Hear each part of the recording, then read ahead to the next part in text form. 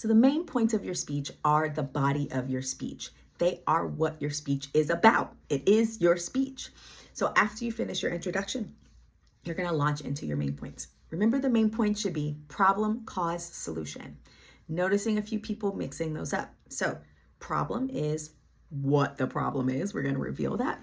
Cause is why we have the problem, not what the problem caused. Quite a few of you mix those two things up. What the problems caused are what we call effects, and those are in with the problems. So you can just add that. So if you notice that there are effects of the problem, that's a really cool place to stick in a second C and another source citation for you. Just a pro tip there. But you can do problems include the effects of the problem in the problems. That's 2 C's. Okay. Then you want to do your causes. So why we have those problems. Please make sure those directly connect. Sometimes they don't, and you're like, this is why we have the problem. I'm like, is it really why we have the problem? Make sure it's supported in research. That's the whole point of you having the example in your C, right? You have to have the evidence there. So make sure you do that. And then your solution. Make sure that they actually solve the problem. And if it is a current solution that is not working, I would argue that it is not a solution. You might want to look at some other things. Now, here's some information about solutions. A lot of people say we need a law or a policy. We need to pass a rule. We need to fix the law. That's fantastic. And I would agree. You know that throughout this course, I've been using the speech example of why you should be an organ donor. Do we need to change the laws for organ donation? Absolutely. That is 100% a solution for this. Currently in this country, you cannot receive any financial compensation for being an organ donor. Well, that sucks. And I understand the intent. But if I am a living kidney donor, right? If I choose to give someone one of my kidneys, I can do that. I don't need both of my kidneys. I can live with one and they can live with one. But if I choose to do that and I'm not able to be financially compensated, that means I need to take 6 weeks off of work. And unless I have a really great job that's going to give me 6 weeks of paid time off, that means I'm losing money to donate a kidney.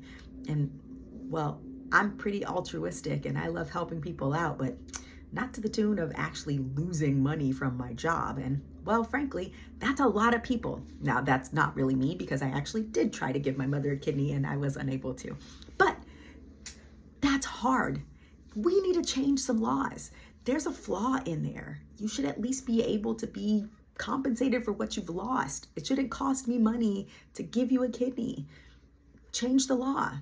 But here's the trick to that, folks. If that is my only solution, we're in trouble. I don't know if y'all have noticed lately, but our Congress, not so great at passing laws that matter to us. They're only passing things that matter to them.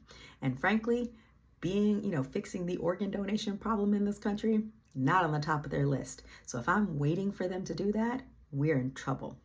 Secondly, the audience for your speech is your classmates and the people sitting in your audience. And the last time I checked, none of the folks who are sitting in your audience, at least currently, or my audience either, are people who can pass laws. We are not policymakers. And so you're preaching to the choir because we agree with you. But I don't get to pass any laws. So if one of the solutions to your problem is a policy, a law, something that needs to be passed or changed or a rule, that's fantastic. That's great. Yes, let's acknowledge that because that encourages us all to be engaged civically and to understand the power of why it's important for us to get out there and vote. So important. And making sure we elect the right people. Great, fantastic. But in the meantime, what can we, as the people who are sitting here, actually do right now to solve the problem? So if I'm talking about being a kidney donor, being an organ donor, then I want you to sign up to be an organ donor. So in essence, I've given you 2 solutions, right? Solution 1, change the freaking laws. Man, they suck. Solution 2, you can fix this. Sign up to be an organ donor. It doesn't cost you anything. And I'm not saying that, you should be an organ donor right now. I'm saying that once you've lived a nice long life and you've enjoyed everything and you no longer need those organs, give them to someone else who needs them. That's what I'm asking. And see, then you give us 2 solutions. So if you'll notice that when I say, oh, it's a policy, that's your first solution, or that's one of your solutions. You should have something else. And that something else should be something that your audience can do now. If the only solution you offer is a solution that the people who are sitting in your audience at that moment, something that they can't do, they can't fix, they're going to go, okay, great. What's for lunch? And now you've lost them. And all that time you spent persuading them to do something that's actually going to enact real change is gone, out the window. Kaboof. So what you want to actually do is give them something they can do. I like to think one of my favorite speeches that I've ever seen a student do was not anything that required a life-altering, situation. She wanted people to plant vegetables, fruit, to actually grow things. That's what she wanted to persuade us to do. So you know what she did? She brought everybody a little pot, a little tiny one with dirt and seeds in it, and gave little instructions on how to actually keep it alive and grow it. So she didn't say, we need to do this. We need laws to change, how we can be urban farmers and urban gardeners. And these are the ways that we can do it. Yes, change those laws, but also you grow something. Here you go. That's the kind of action that we're looking for. Something that we can do right now. Us, the people here, we, the people in this room. What can we do to help solve that problem? So when you're looking at solutions, make sure to include all of those things. It makes it so much more powerful to do that.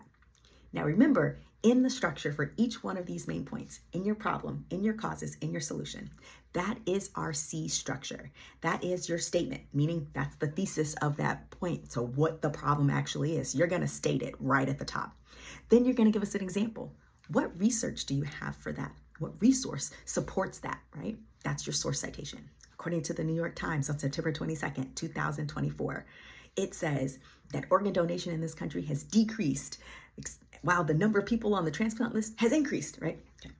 I made that up. I'm not really sure. Please don't quote me on that. But I wanted you to have an example. So I've got that, right? And then you're going to elaborate.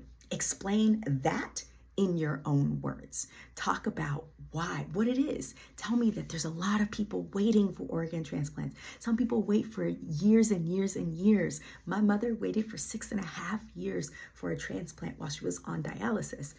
This is where you elaborate.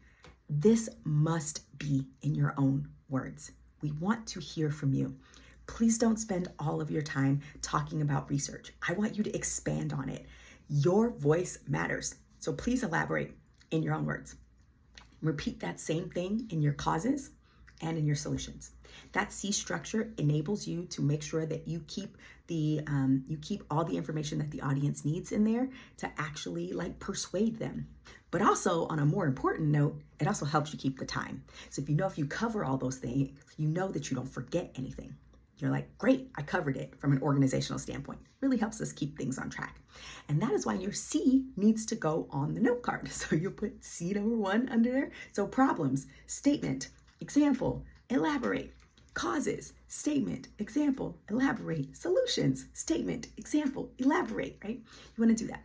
And if you have more than one problem or more than one cause or more than one solution, then you put C number 2 in there. So you've got statement 1, statement 2, statement 3, then statement 2, statement 3.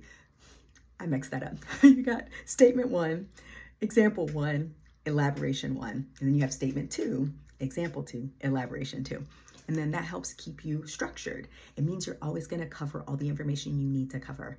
So please make sure you put that on your note cards because it will keep you straight, keep you organized. So remember, don't freak out about this. You know how to do the C's. You know this research because it's yours. You're the one who did it. What most students forget is the elaboration component, because that means that you have to actually talk in your own words. And the only way you can do that extemporaneously is to practice and to know what you're talking about. So it requires a little bit of time. It's the hardest part about this, but it's also the thing that makes it so beautiful, because when you're able to talk to us about something that matters to you, it makes it exponentially more powerful. So don't forget about that.